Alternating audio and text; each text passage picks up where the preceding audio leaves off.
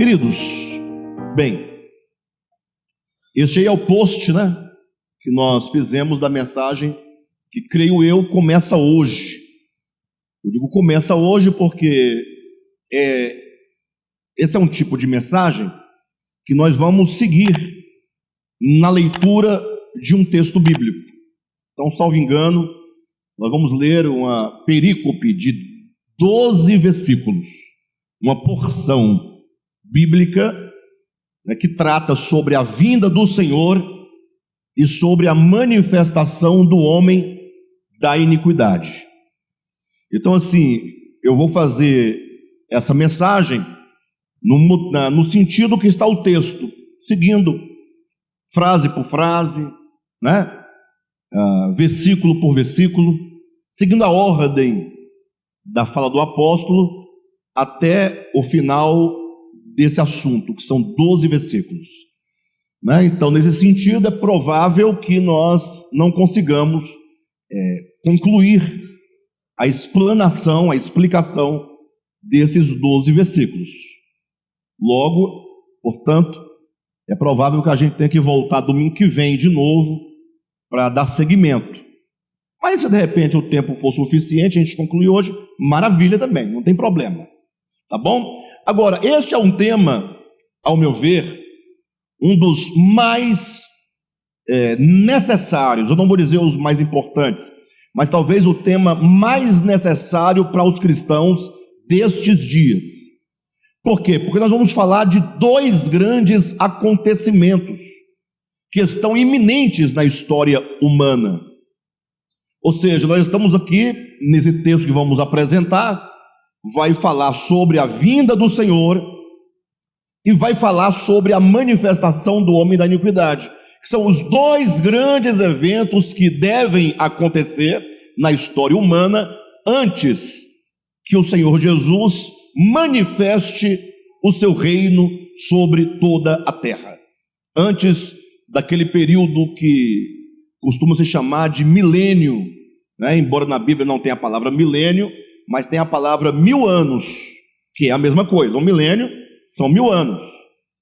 Então, assim, dentre tantas preocupações nossas, sobretudo nós cristãos, creio que essa preocupação aí sobre a vinda do Senhor e sobre esse tal homem da iniquidade deve ocupar a prioridade nas nossas vidas. Preocupar, conhecer, entender, para que nós possamos não ser pegos desprevenidos. Amém, queridos? Então abra a sua Bíblia, por gentileza, na Epístola de Paulo aos Tessalonicenses. Segunda Epístola de Paulo aos Tessalonicenses. Esta não é uma mensagem especulativa. Geralmente as pessoas, quando tratam de temas assim, escatológicos, costumam tratá-los do ponto da especulação, da curiosidade, digamos, tem uma palavra bem mais específica que me foge à memória, mas a maioria das pessoas, quando falam de escatologia, segunda vinda de Cristo, anticristo,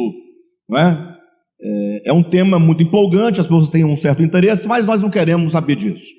Nós queremos saber do significado, do sentido, e como que nós podemos, de alguma maneira, não somente compreender, mas possamos ter um viver, uma vida que possa, de fato, nos preparar para a vinda do Senhor, ao mesmo tempo que possamos tratar com o problema desse tal homem da iniquidade. Então, 2 Tessalonicenses capítulo 2, a partir do versículo 1 até o versículo 12. Vamos ler toda essa parte e a gente volta ponto a ponto, ok? Acompanhe na sua Bíblia a leitura.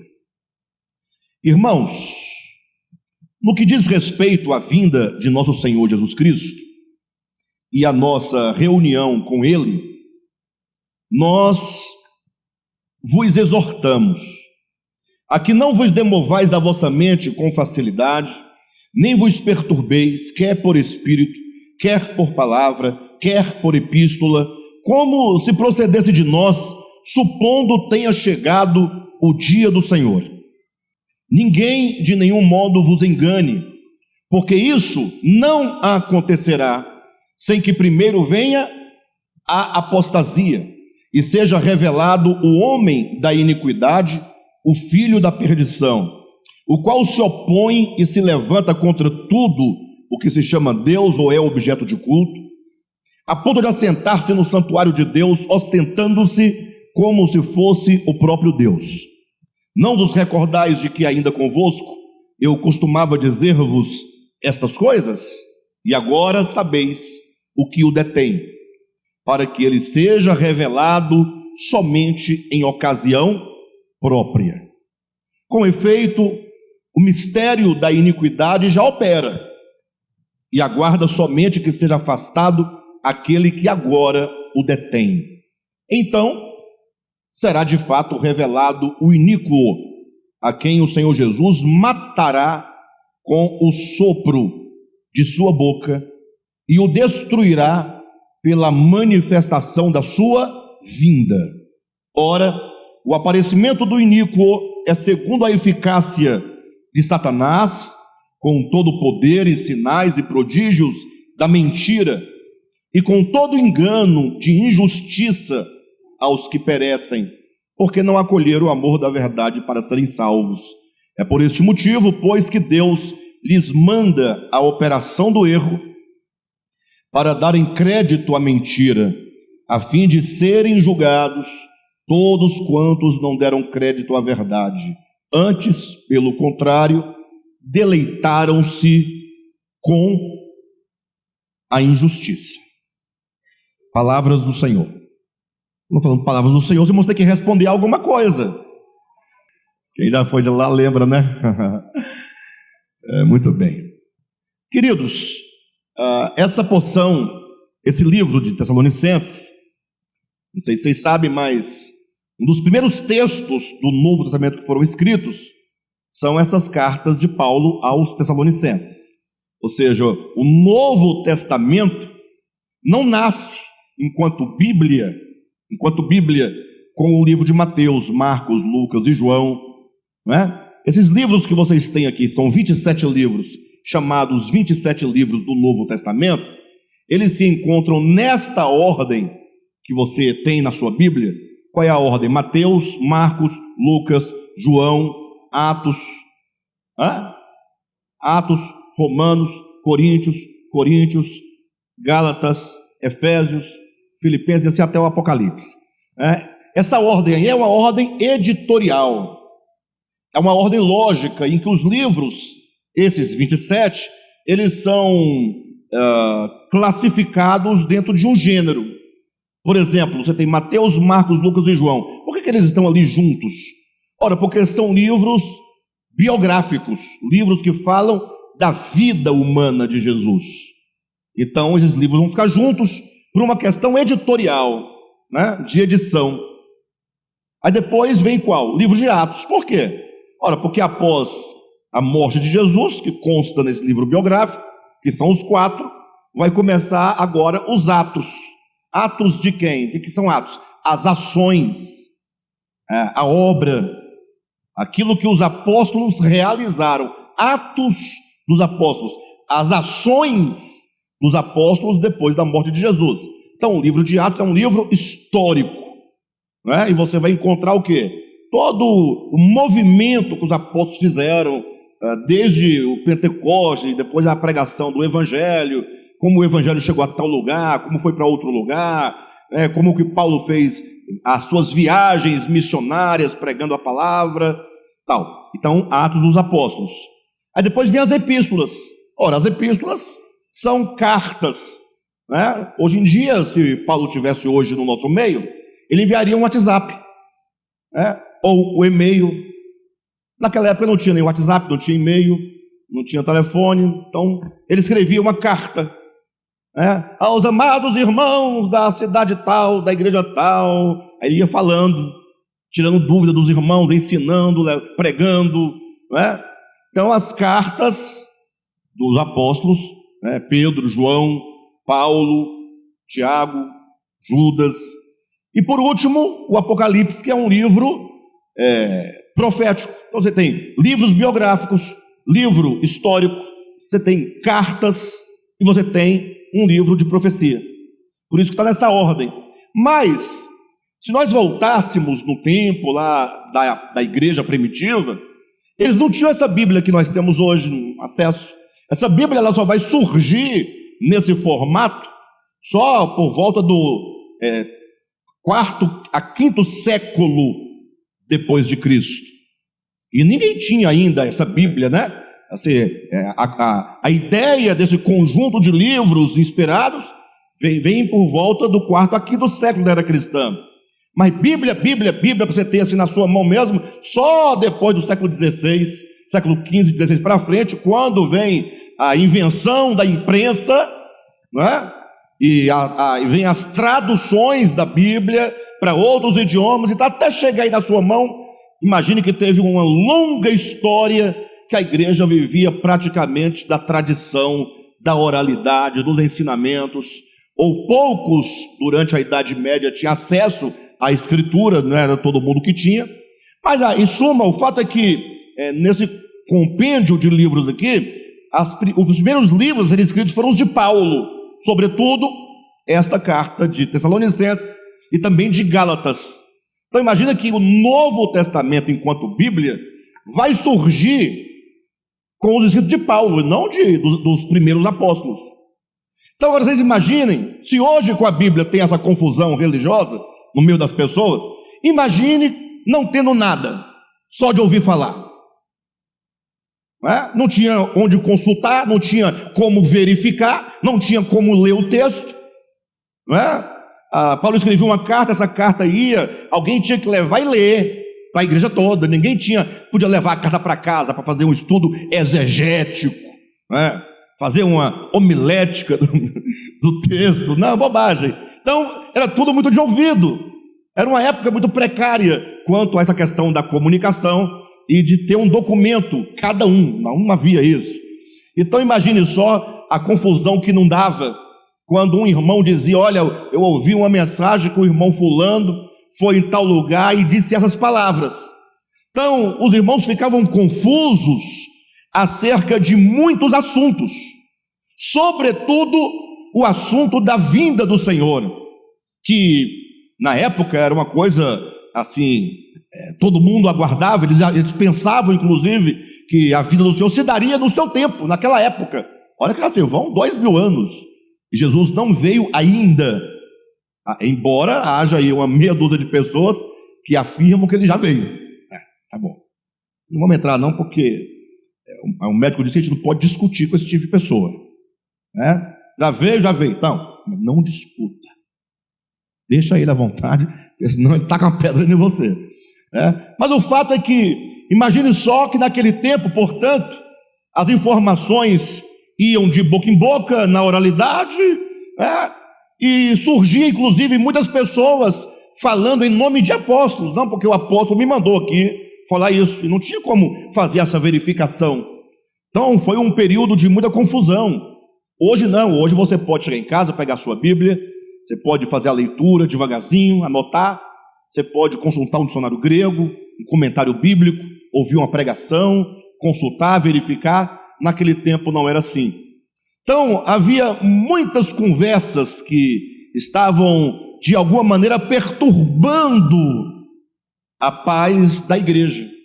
Aí veja que Paulo começa no capítulo 2 a trazer a nós uma advertência, dizendo: irmãos, no que diz respeito à vinda de nosso Senhor Jesus,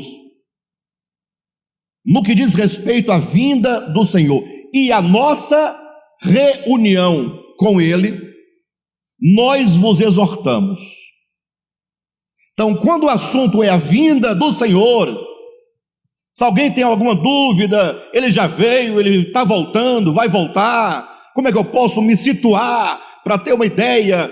Então, Paulo está dizendo: no que diz respeito à vinda de nosso Senhor Jesus Cristo e a nossa reunião com Ele, nós vos exortamos a que não vos demovais da vossa mente com facilidade, que quer dizer não vos demovais da vossa mente com facilidade? Não fique mudando de ideia toda hora, está num lugar, pensando de um modo e mudou de ideia, vai para outro lugar, vai sendo movido, levado de um vento, de um lado para o outro, por ventos de doutrinas, ora de um jeito, ora de outro, ora de outra maneira, não é? Confuso. Não vos demoveis da vossa mente com facilidade, tenha raiz, tenha firmeza, tenha clareza, nem vos perturbeis. Ou seja, os irmãos estavam perturbados, né?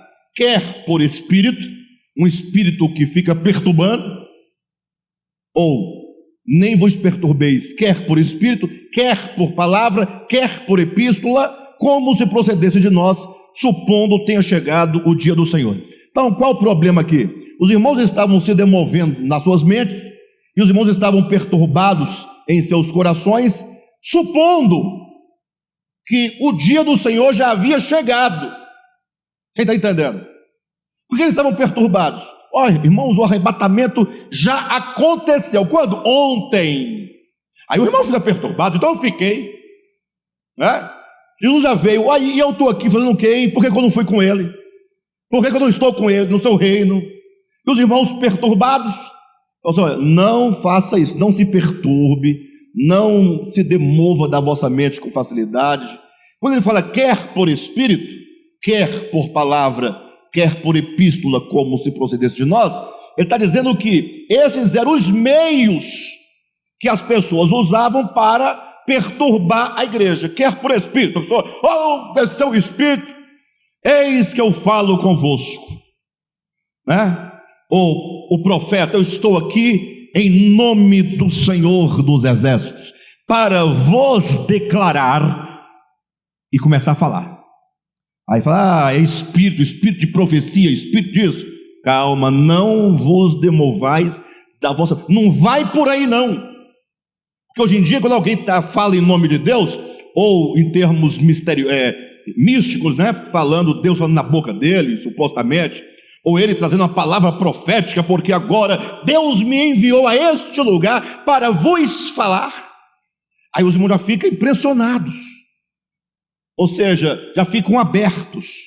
O camarada já lançou a rede, já pescou todo mundo. Não, para, não. É porque se você não ficar glorificando enquanto o outro fala, você é um crente frio. Não, seja frio nesse sentido, calma. Não vos demovais da vossa mente, não fique perturbado, achando que o dia do Senhor tenha chegado, quer por espírito, quer por palavra, uma pregação, quer por epístola, como se procedesse de nós. É porque chegava uma epístola, uma carta, assinada por quem? Por Paulo. Aí os irmãos, Paulo falou. Não, quer por epístola, como se procedesse de nós, quer dizer que muitas cartas chegavam às igrejas, assinadas por Paulo, assinadas por Pedro, e não foram eles que escreveram essas cartas. Alguém escreve uma carta e assina Paulo de Tarso. A igreja, então essas ideias já tinham desde antigamente, essas fake news, sempre existiu essas coisas. Hoje deram um nome bonito para elas, mas a mentira sempre houve. Então, qual é a admoestação? Qual é a advertência? Nós sabemos de uma coisa é fato: a vinda do Senhor vai acontecer e nós nos reuniremos com Ele. Isso é fato. A igreja, em toda a sua história, ela traz no coração a esperança da vinda do Senhor e a nossa reunião com Ele, a parousia do Senhor.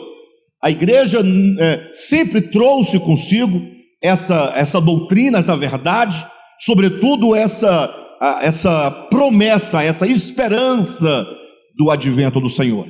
E Ele certamente vai cumprir a seu tempo, porque não é somente uma questão, presta atenção, de decisão. Deus falou assim, vem cá Jesus, e aí, nós vamos voltar quando na terra?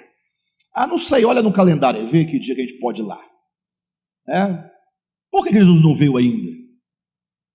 E qual é o critério que Ele, Jesus, ou Deus, o Pai, vai usar para definir a data da sua vinda? Não tem essa questão? Quando ele vai vir? Por que ele não decide? Já decidiu? Já tem a data?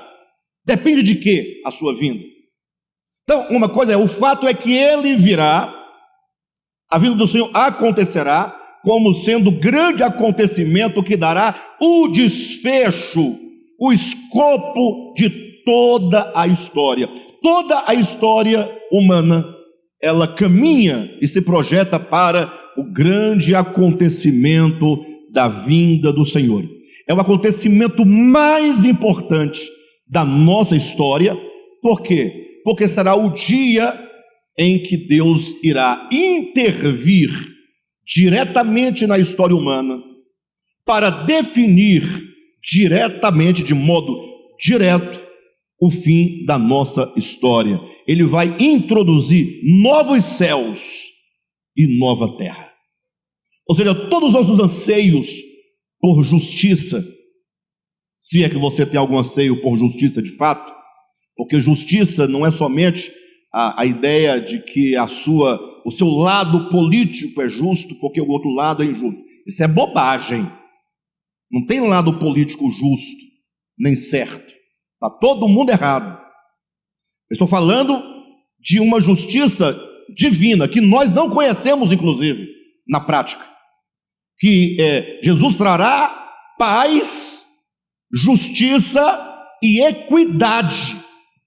Ele é o justo, e logo ele vai estabelecer o seu reino, para que os homens conheçam o que é a paz, conheçam o que é a justiça, conheçam o que é a equidade. Perfeito?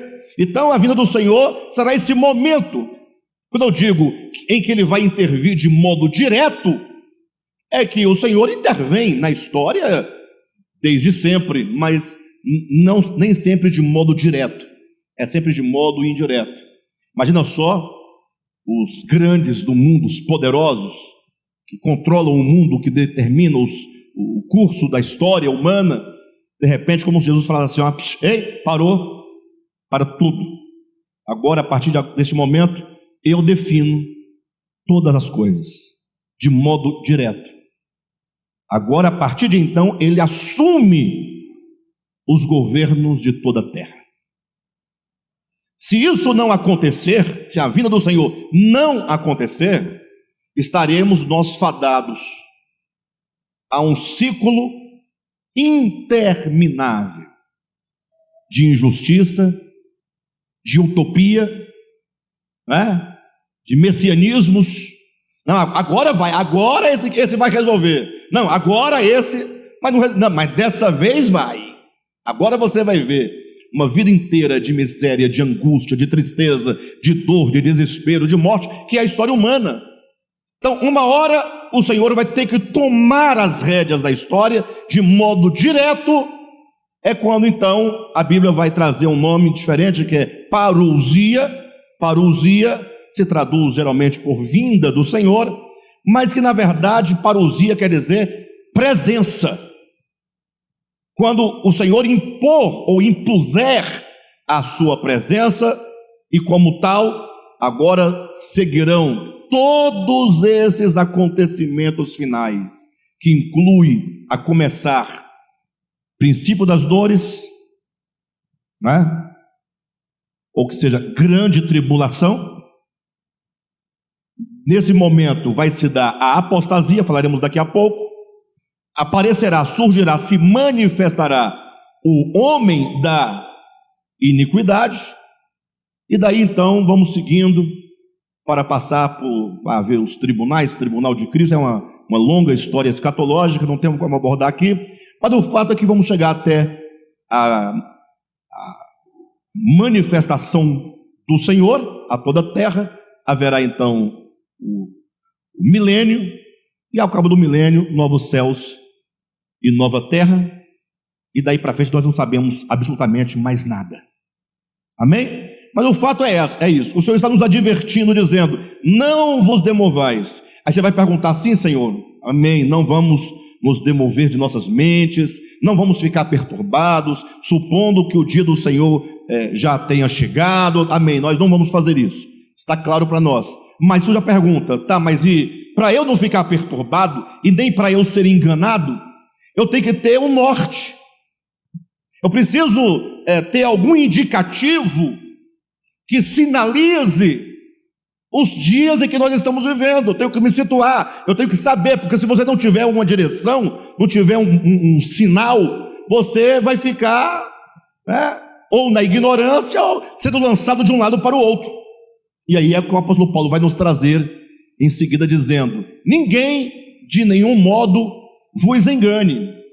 Então, ao ler a carta, logo você percebe o pano de fundo da carta. Havia pessoas enganando os irmãos, como que por espírito, como que por carta, como que por palavra, dizendo que o dia do Senhor já tinha acontecido, que o fulano já tinha ido embora, e que você ficou, e que agora você vai para o inferno, porque você foi rejeitado por Deus. Então eu falo, de ninguém de nenhum modo vos engane, porque isto o quê? A vinda do Senhor e a nossa reunião com Ele não acontecerá sem que primeiro venha a apostasia e seja revelado o homem da iniquidade, o filho da perdição. Em outras palavras, Paulo diz: olha, antes que o Senhor volte, duas coisas devem acontecer primeiro. Se isso ainda não aconteceu, logo ele ainda não veio. Se isso já está acontecendo, logo ele está às portas. A vinda é iminente. Então, você tem dois meios aí de fazer a leitura dessa era. Primeiro ele diz: isso não acontecerá sem que primeiro venha a apostasia e seja revelado o homem da iniquidade. Então, primeiro a apostasia, depois a manifestação do homem da iniquidade. Podemos mudar a ordem? Manifesta-se o homem da iniquidade e vem a apostasia? Não tem como. A ordem é primeiro a apostasia, porque a apostasia é o elemento formador e gerador desse homem da iniquidade, desse filho da perdição. Não tem como o homem da iniquidade, o filho da perdição, ser formado plenamente, ao ponto de nascer, a ponto de vir à luz, a ponto de manifestar-se, sem a apostasia. Então, a Escritura, sobretudo aqui a carta de Paulo, já pré-anunciava desde então, há 2000 anos, um período chamado o tempo da apostasia. E esse é o ponto que nós precisamos agora parar um pouco, pensar um pouco, refletir um pouco, olhar para dentro de nós, porque esse é um assunto sério, é um assunto gravíssimo, porque por não conhecermos ou entendermos que período é esse ou que é esta tal de apostasia, pode ser o caso que nós estejamos sendo levados pela apostasia sem que nós estejamos percebendo. Queridos, a apostasia, essa palavra, ela significa literalmente afastamento. Afastamento. Aquele que sofre apostasia, ele se afasta. Agora, esse afastar-se não é qualquer tipo de afastar-se. A palavra apostasia vai implicar uma outra coisa: ser tirado. Vão prestando atenção nas nuances de significado. Apostasia significa afastamento, ser afastado, só que não é qualquer tipo de afastamento, porque se eu for daqui onde eu estou para onde vocês estão, eu estou me afastando de algum ponto, mas não é uma questão meramente voluntária, não é como você decidir objetivamente: eu quero apostasia. Não, eu não quero. Não sei se eu quero. Não, não é assim. É um afastamento que alguém sofre em relação a um ponto. Só que apostasia também significa ser tirado, puxado. Não é sem razão que alguns teólogos entendem na palavra apostasia a palavra arrebatamento. Aí eles vão ler que a vinda do Senhor não acontecerá sem que primeiro venha o arrebatamento. Quer dizer que primeiro tem que haver o arrebatamento, e depois que houver, aí ele vem e nós nos reunimos com ele. E o que é o arrebatamento, se não é a nossa união com Ele? Vê que fica sem sentido ou não? Ou eu que estou meio... Sou eu? Então, a palavra apostasia quer dizer afastamento. A palavra apostasia quer dizer ser tirado, ser puxado, ser arrancado. Mas a palavra apostasia também significa um afastamento, como quem dá as costas ao outro.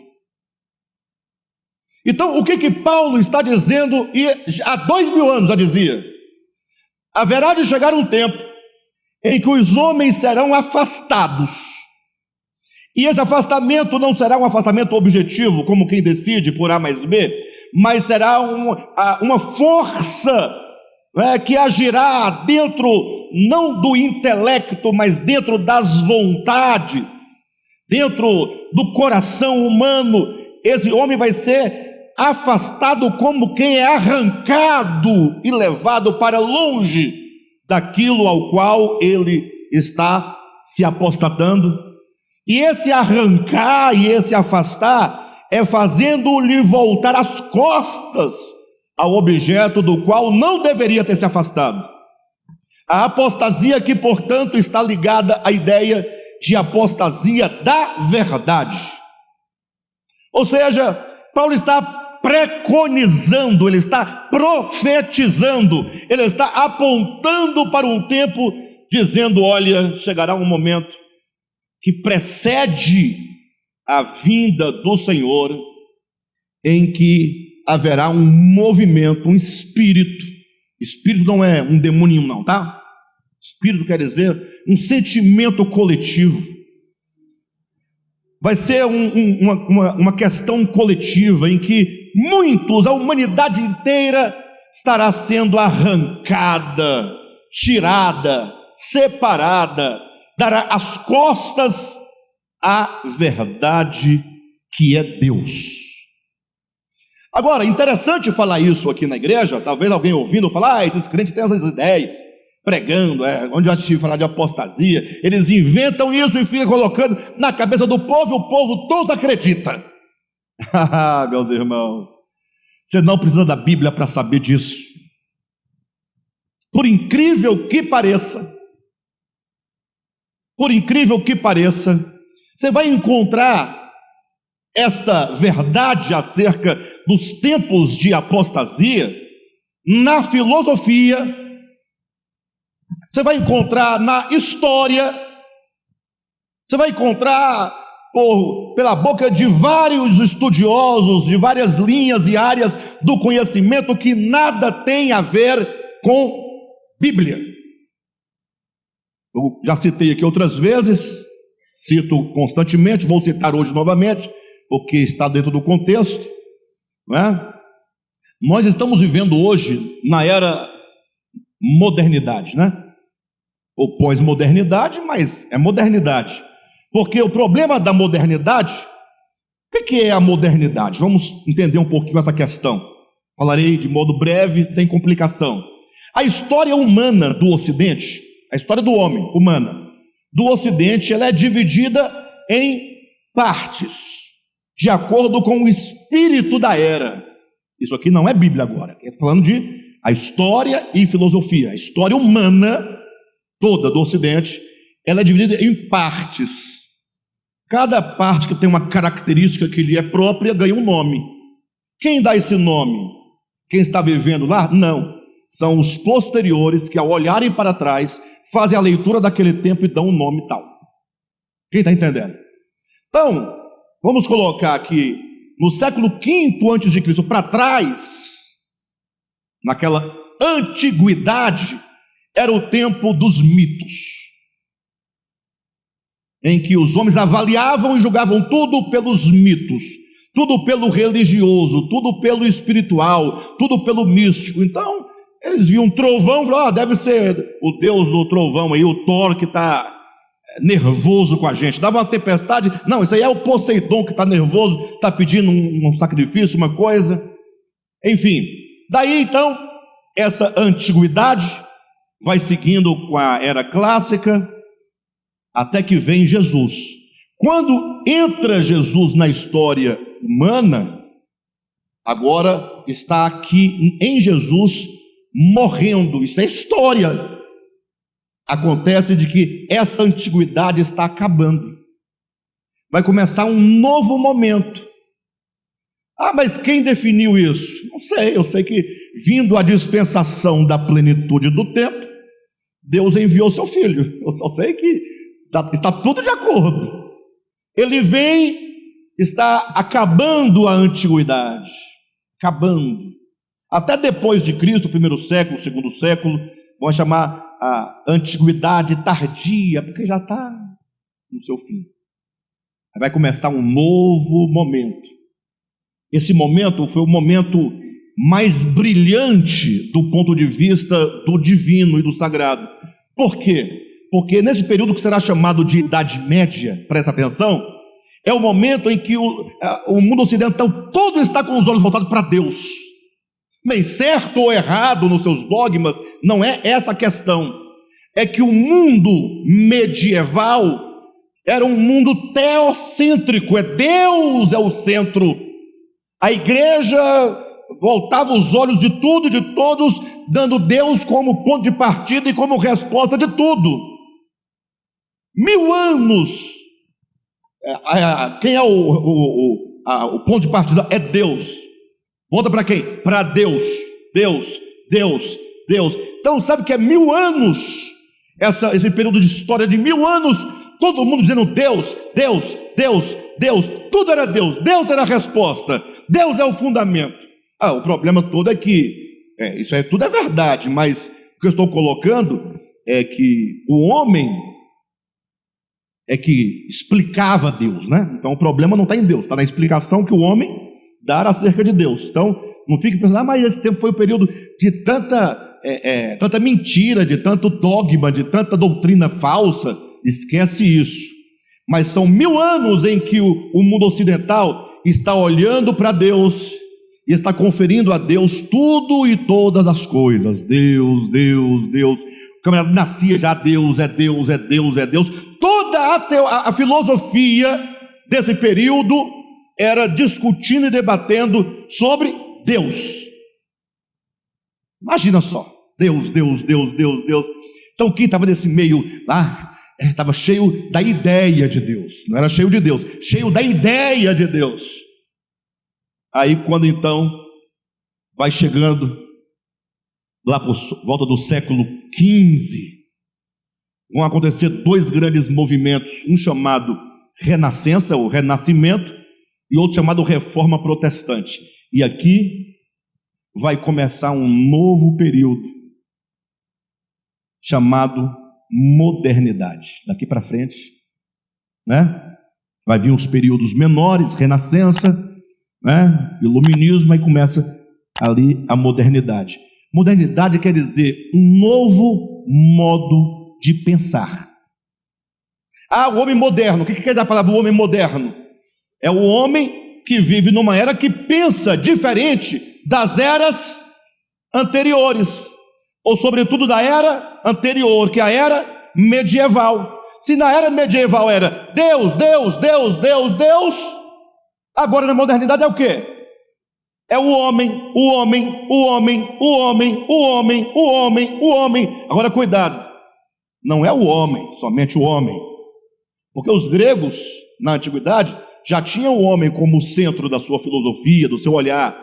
Só que, olhe para mim todo mundo, o homem grego, centro da filosofia, da atenção, era o homem coletivo, era a polis, era a cidade, era a comunidade, não era uma pessoa. Agora, esse homem que vai surgir agora, nesse momento da modernidade, do renascimento para frente, este homem, ele é o homem que renasce. Renascimento, está renascendo lá de trás, porque a Idade Média sufocou o homem e colocou Deus era tudo. Agora esse homem volta, só que ele volta como um homem individual. Vai surgir a ideia, e isso vai ser privilegiado em todos os setores do conhecimento, o individualismo.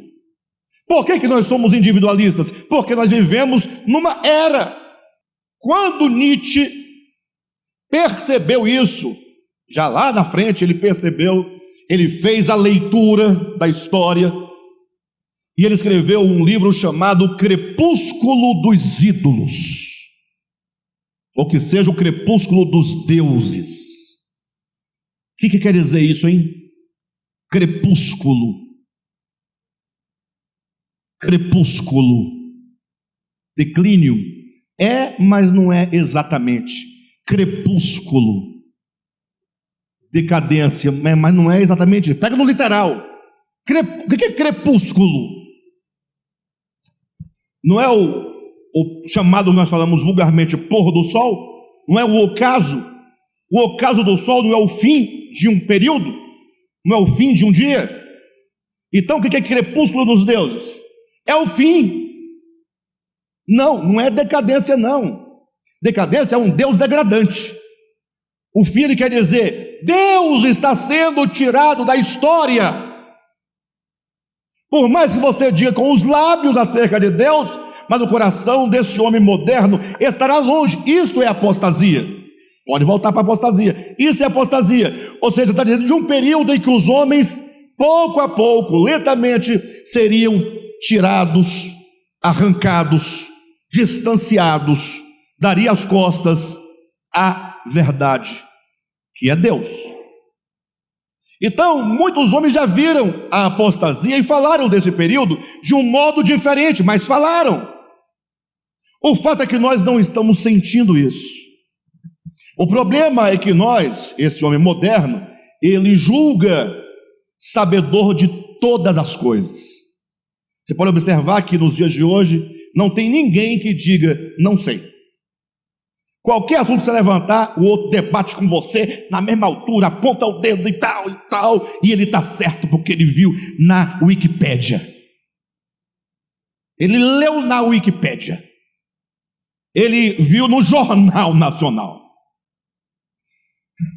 Vocês estão entendendo? Todo mundo sabe das coisas. E agora, o fato é que estamos vivendo num tempo, portanto, profético. Eu não vou dizer que a apostasia chegou, mas eu vou dizer que nós estamos já sentindo esta apostasia começar a se configurar. Nós estamos vivendo num tempo em que os homens, Deus tem sido completamente relativizado dentro dos nossos valores. Ou seja, o crente, por mais crente que seja, ele está muito mais inclinado a qualquer coisa do que a Deus propriamente. Deus é uma coisa que, se der tempo, a gente resolve. Tudo que se refere a Deus está num plano secundário. Qual é o plano primário hoje? Você sabe. É você mesmo, é o seu próprio bem-estar. É a sua felicidade. Nós estamos buscando uma felicidade nossa. Eu quero a minha felicidade, eu quero o meu bem-estar. Agora, qual é a sua felicidade? É a realização dos seus projetos, da sua vida, em detrimento, não é nem a Deus, em detrimento à realização do outro. É cada um por si e Deus contra todos. Essa é a ideia. Igreja, vocês já perceberam, né? Igreja é uma coisa esquisita.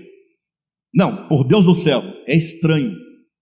De um lado, você vai ver templos lotados. Olha a estranheza. Por que lotados? Faça uma experiência, tire um dia e vá a um templo lotado. Procure um templo lotado. Mas você não vai para participar, você vai para olhar, ouvir e observar. Elencar quais são os elementos que estão sendo tratados, os interesses, tudo, vai observando. Um dia desse aí eu vi acontecendo uma reunião às 6 da manhã. 6 da manhã é o pior horário para ter uma reunião, não? Porque para eu estar numa reunião às 6, eu tenho que acordar no mínimo às 5. No mínimo, tem que escovar os dentes. Se não for tomar banho, digamos que a pessoa não tomou banho para sair. Tem uns que não tomam banho para sair. Tudo bem. Vamos dizer que você não vai tomar banho, mas tem que escovar o dente, não tem? Pentear o cabelo, passar um desodorante, vestir uma roupa. Não, ainda que não tome café, vestir uma roupa e tem que se deslocar. Você não mora dentro da igreja? Então, uma pessoa fala assim: eu não vou à igreja. Por quê? Porque a reunião são 6 da manhã. Faz sentido? A pessoa falar isso? Não, não faz? Então espera-se que essa reunião às 6 da manhã tenha quantas pessoas lá? Umas 3, né? A mulher do padre, ou mulher não, a ajudante do padre, o primo do padre e o prefeito da cidade que está querendo voto. Vai ter agora eleição, ele vai na igreja para poder pegar o voto só. Mas não, estranhamente, está lotado de gente. Estranho. O pior é agora, na hora da bênção final, tem que jogar água consagrada, não tem? Aquela aguinha para abençoar o povo. Mas como são multidões e multidões e multidões e multidões, são milhares de, não é uma, milhares de pessoas, não dá para ficar com um negocinho assim, ó, aquela aguinha. Aí eu vi uma vez um padre usando uma brocha de pedreiro. Verdade, eu vi. Só que teve um outro que era tanta gente, tantos milhares, que ele falou: não, eu vou. Aí pegou o balde e jogava. Até aí é estranho, mas o mais estranho é o povo disputando quem é que ia receber a primeira tagarada da água na cara. 6 da manhã. Alguém olha e fala assim: está vendo aí, Alexandre? Isso aí não pode ser apostasia. Porque o povo está querendo a verdade, está buscando Deus, não está buscando Deus? Calma, vocês vão entender daqui a pouco. Mas depois, no dia seguinte, você vai em outro lugar. E aí você vai procurar um local onde as pessoas se reúnem para pensar Deus. Pensar Deus.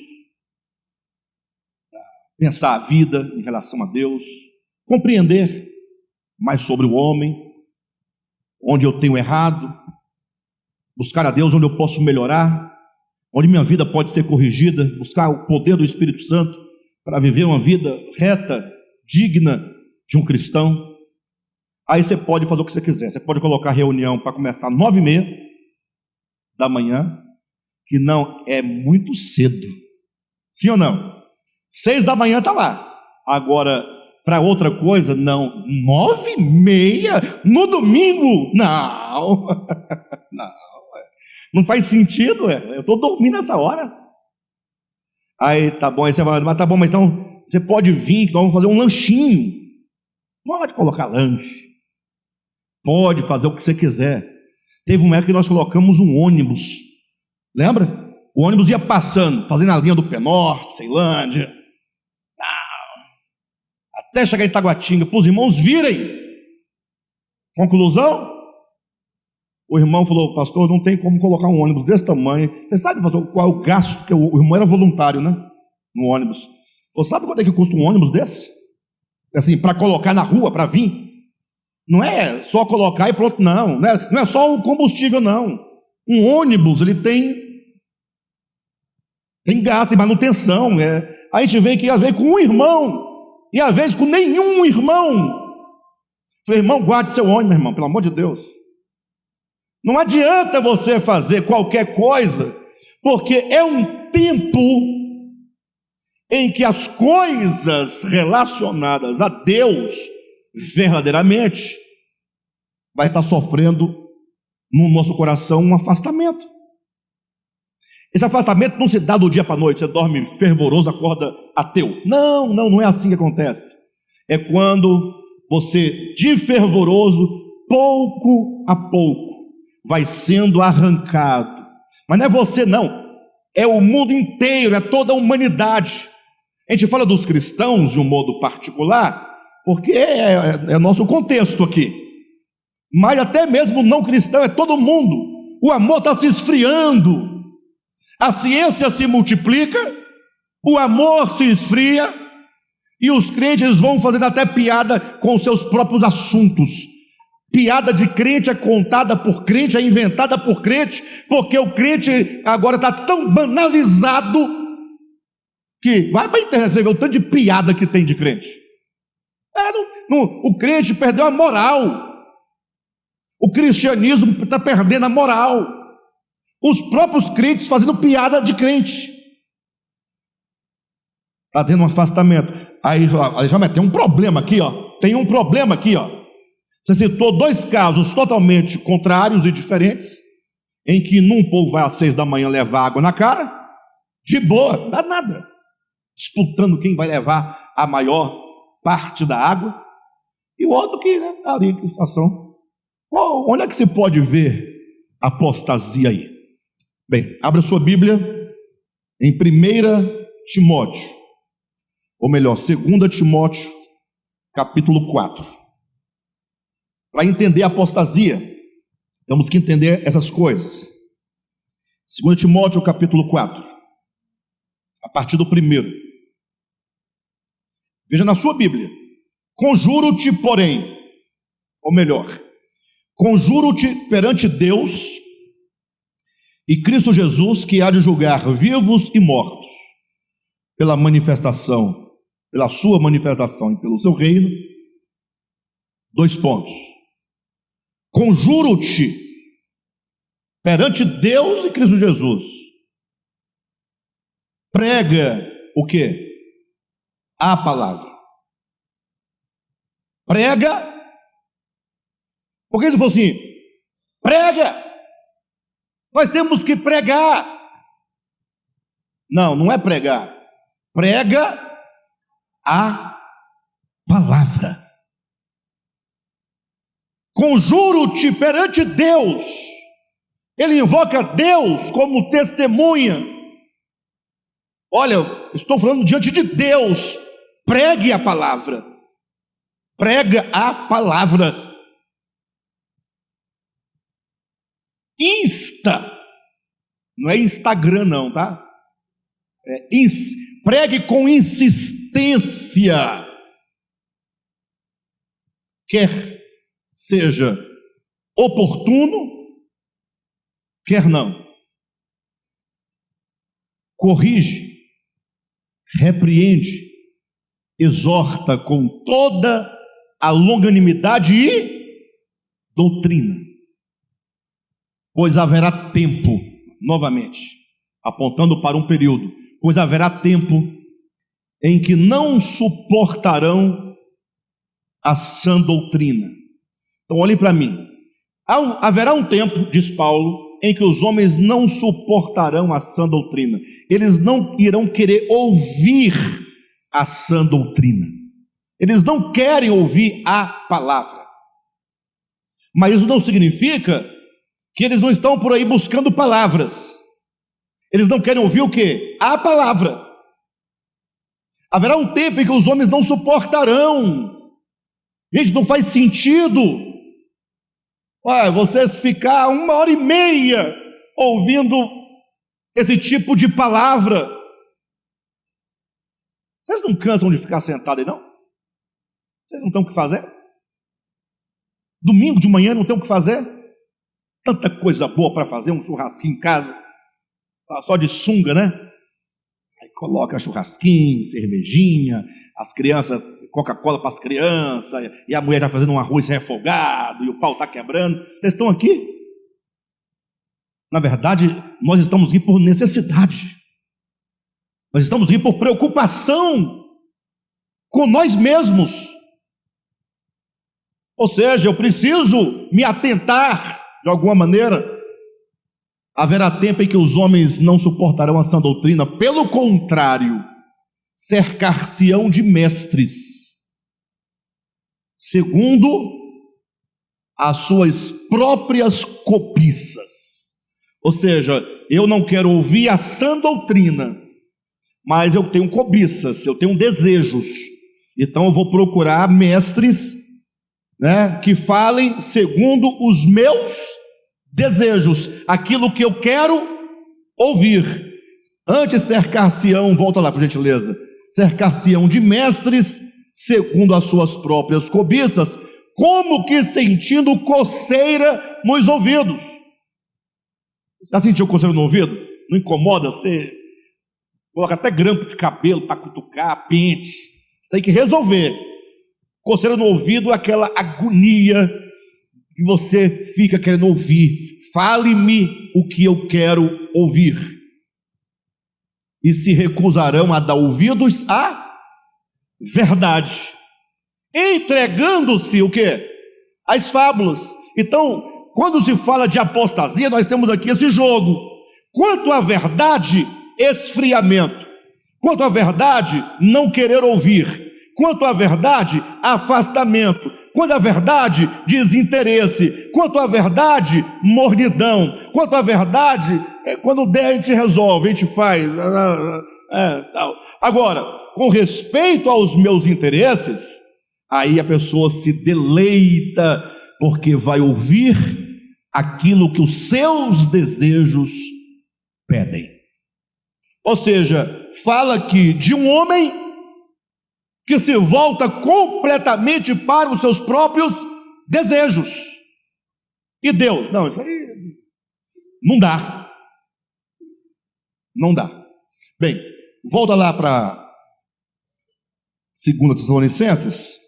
Bem, então está aqui no capítulo 2, 2 Tessalonicenses, versículo 3. Ninguém de nenhum modo vos engane, porque isto, ou seja, a vinda do Senhor e a nossa reunião com Ele, não acontecerá sem que primeiro venha a apostasia, sem que primeiro venha esse tempo de desânimo, esse tempo de desencantamento, esse tempo de esfriamento, esse tempo de desinteresse, esse tempo em que Deus não estará ocupando o lugar central no coração do homem, nem da sociedade, nem da igreja, né? Isso para não se esquecer de falar de Apocalipse capítulo 3, né?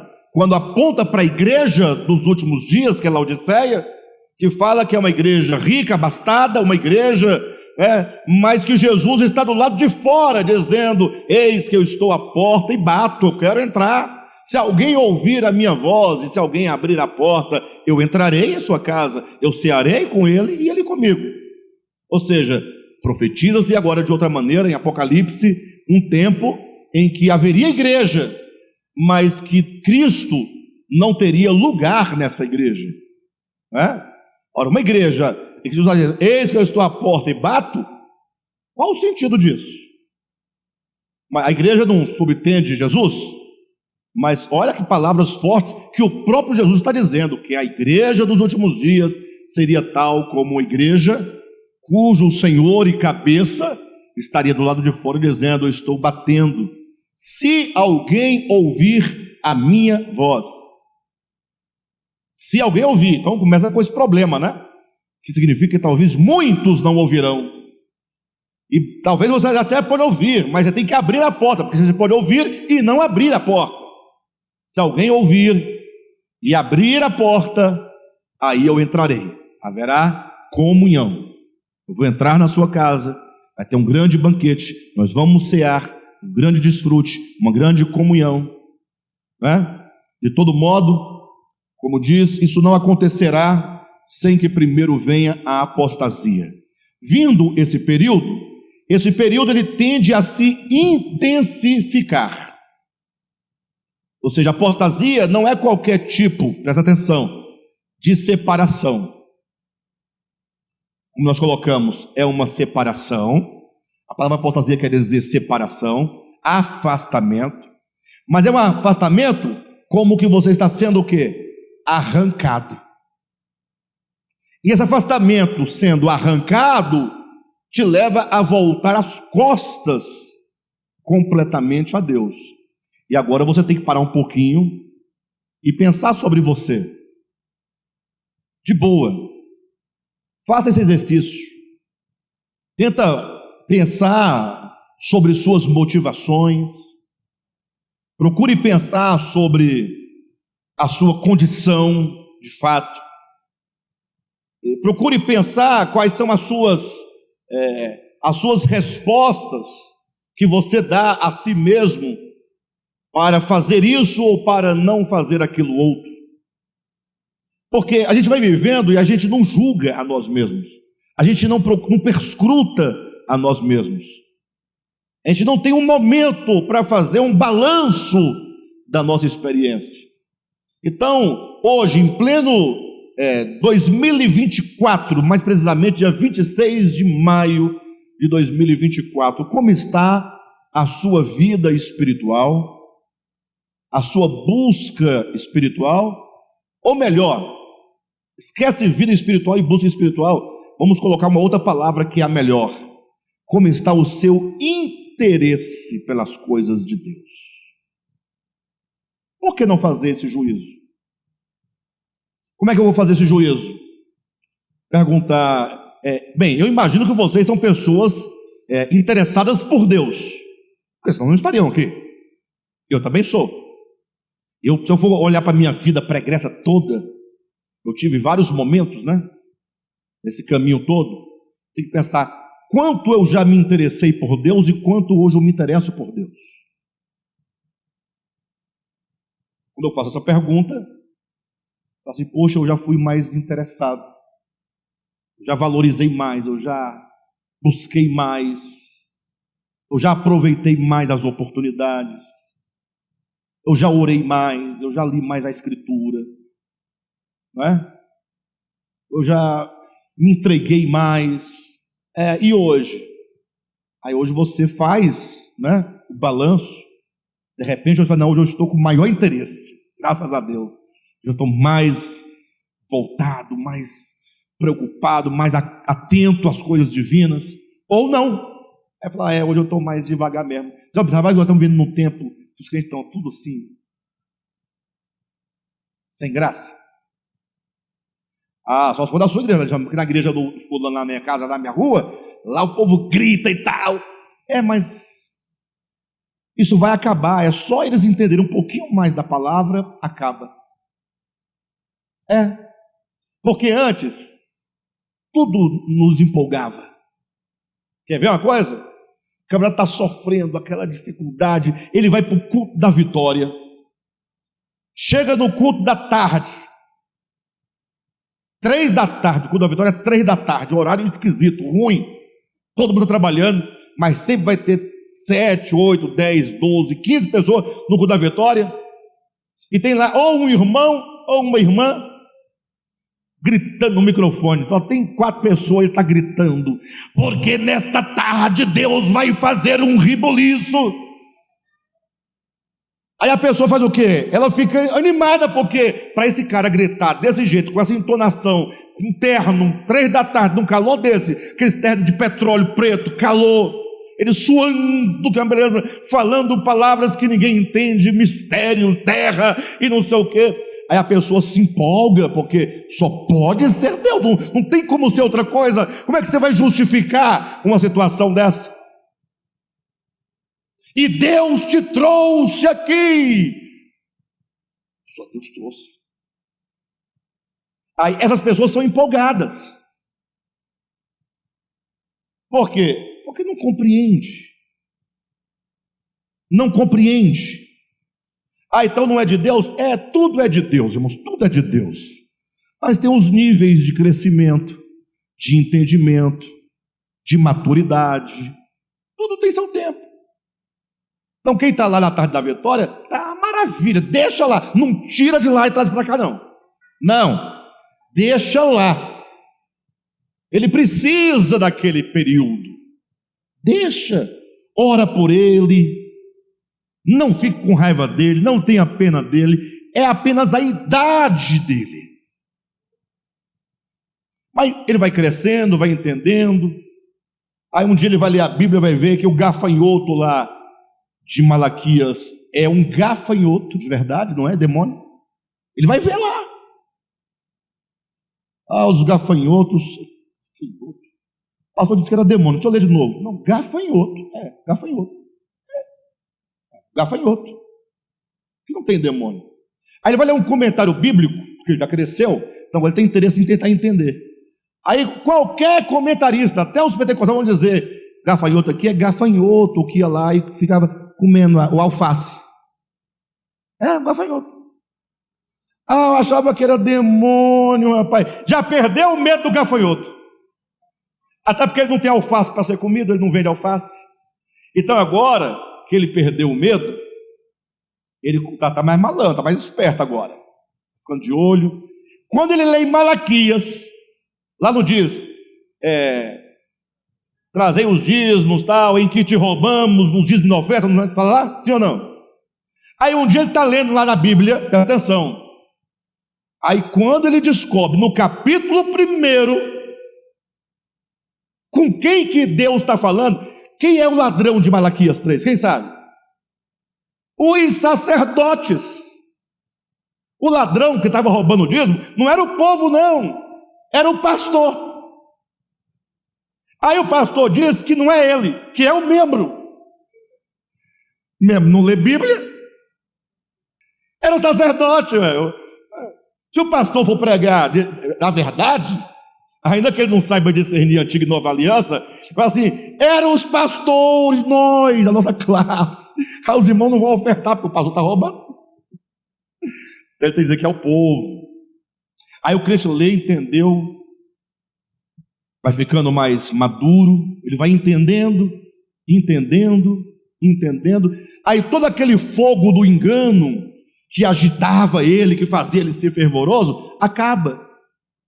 Por quê? Porque não era genuíno, era um fogo do interesse e da ignorância. Calma, bobagem. Todos nós já passamos por isso, vocês sabem disso. E foi bom, não foi? Foi uma maravilha, eu gostava daquela época que eu era empolgado, eu pulava, eu era canela de fogo. Hoje não dá mais, não tem como, mas foi bom, foi muito bom, não é? Agora, você fala assim, mas eu já tive tanto interesse naquela ocasião, naquela época, e hoje que você tem um acesso maior e uma compreensão maior à palavra, o seu interesse por Deus aumentou ou diminuiu? E aqui está a chave. Sabe por que diminuiu? Sabe por que nosso interesse antes era maior e hoje é quase nada? Porque o que eu buscava de fato não era a verdade. O que eu buscava de fato eram as bênçãos e as promoções decorrentes das promessas que me faziam. Eu vou dar 10%, as janelas vão se abrir. Quem que não quer esse negócio? Melhor do que o Tesouro Nacional. Melhor que bingo. Se eu vou dar 10% do que eu tenho e as janelas vão se abrir e vão ser derramadas bênçãos sem medida, quem é que não quer esse negócio? Só um tonto. Só um tonto. Você está entendendo? Então, a minha fidelidade não era a fidelidade necessariamente a Deus. Não, era o resultado.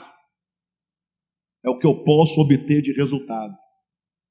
Aí quando você descobre que de fato não é por aí, aí Deus agora fala, pois é, meu filho, então agora é hora de você obedecer por amor. A verdade que liberta, que expande a consciência. Você agora vai fazer tudo por amor. Você não deve ofertar com medo de gafanhoto e nem porque vai ganhar muito mais. Não. É porque você nasceu de novo, você é generoso. Você agora é alguém que se preocupa com o outro, se preocupa com as coisas boas. Aí você fala, esse discurso é muito ruim. Não dá, eu não tenho ânimo para isso mais. Eu não tenho ânimo. Porque o bom é quando você tem uma recompensa imediata. Aí você vai fazer o balanço, você vai ver o quanto você perdeu de interesse, o quanto você adquiriu de interesse, o quanto que as reuniões da igreja elas têm alguma importância na sua vida.